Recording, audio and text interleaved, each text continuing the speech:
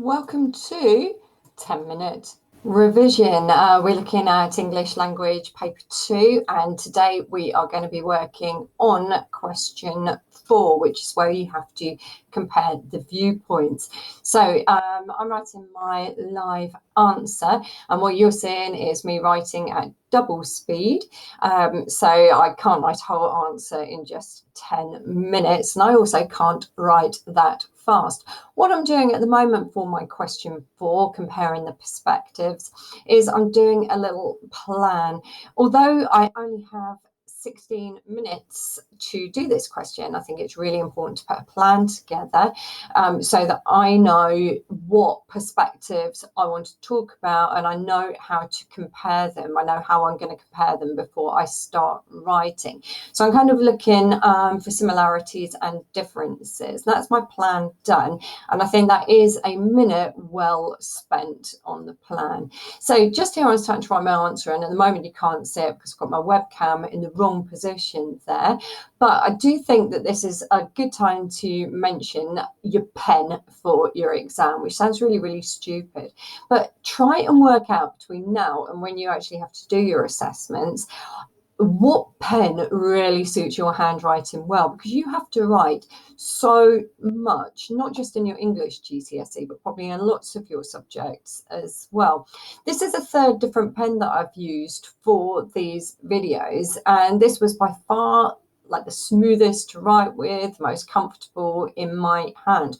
Normally I'd be using an ink pen because that is my favorite type of pen, but my ink pens are filled up with green ink, which is what I use to mark, and I don't really want to wash one through just for the videos. So I've got a nice biro here. It's got quite a thick grip on it, and it's really helping me to write at the pace that I can write at. So you can see I'm into my first paragraph already, and I'm using like a variation of PEE or PEA in this exam. I'm using the acronym Pema to help me, and P stands for perspective or point of view, and I'm going straight in really with some inference, so I'm not mucking around.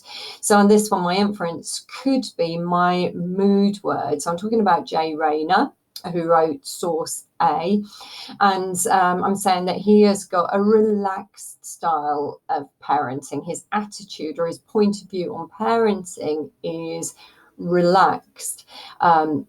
You can see that I'm checking back to my plan, so that when I start doing my second Pema, I'm talking about something which goes really well with the first one.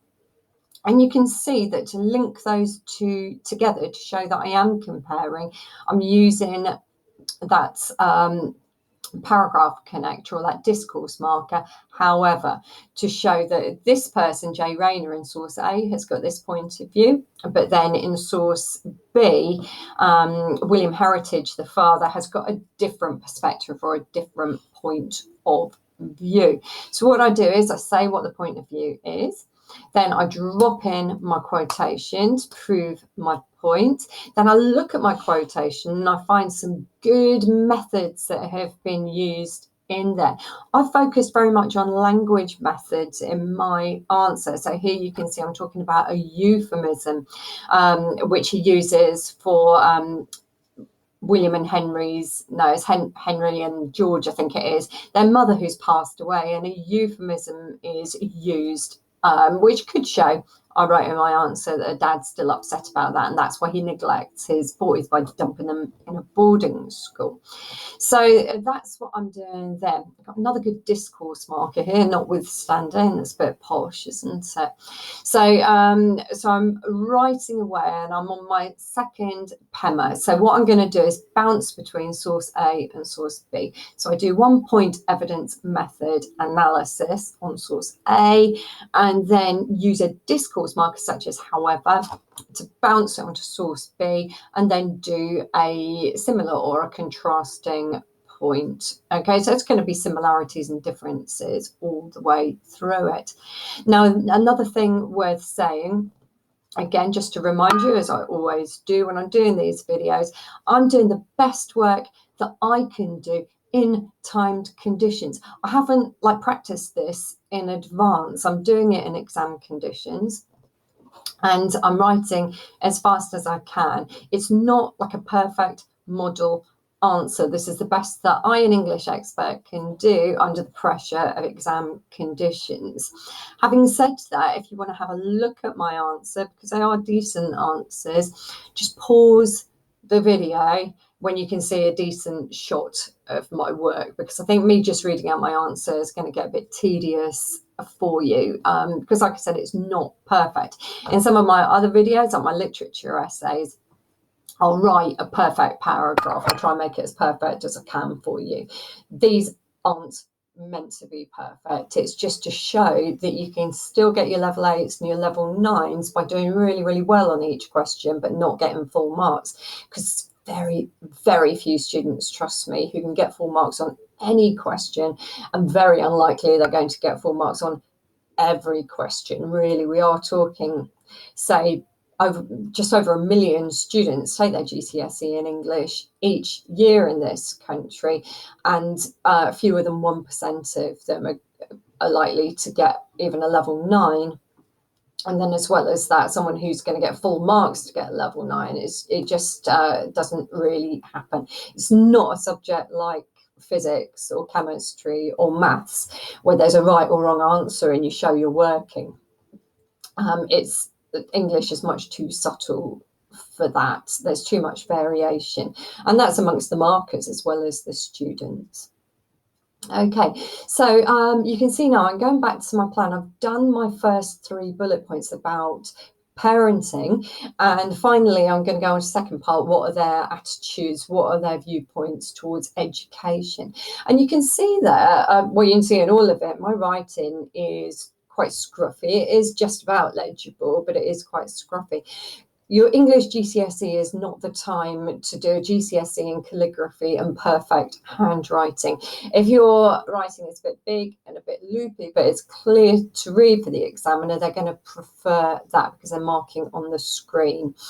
You can see I've written something I don't like, so I've just scribbled it out. I haven't got a bucket load of Tipp-Ex, which you're not allowed to use in your GCSEs anyway, because it messes up the scanner.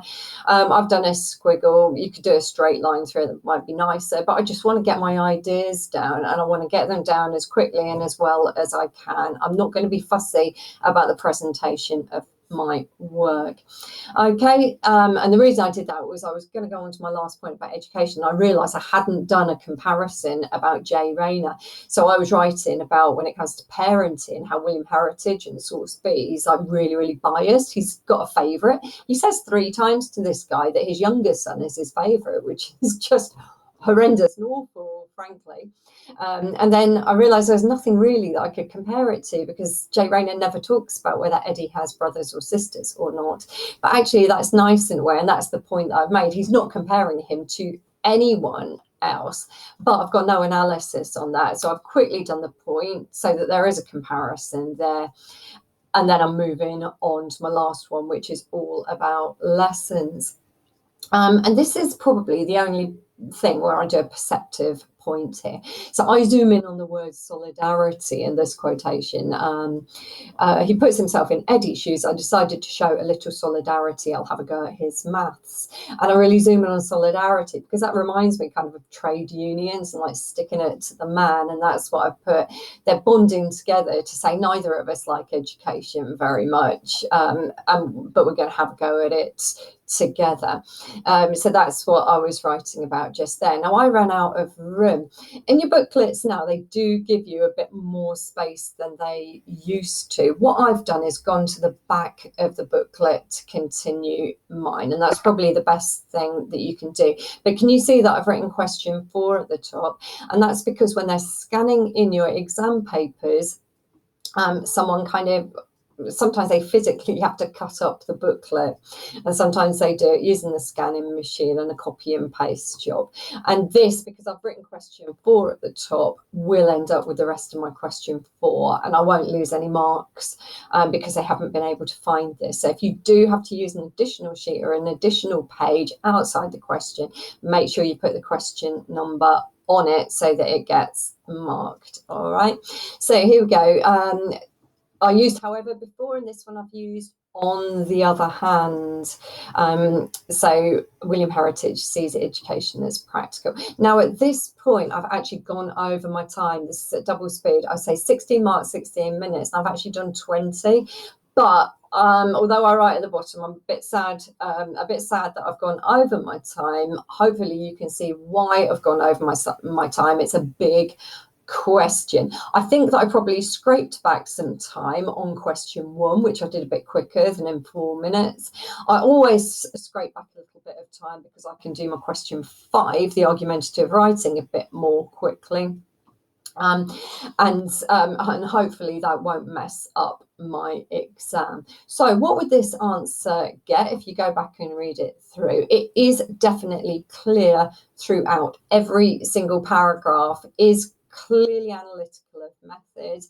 I clearly pick out viewpoints and perspectives of the writers, not my viewpoint, what the writers think about the different topics. So the minimum mark that this should get would be a 12 out of 16. So 12 out of 16 is the minimum that it would get. However, as I said, that point where I zoomed in on the word solidarity, that was one perceptive moment.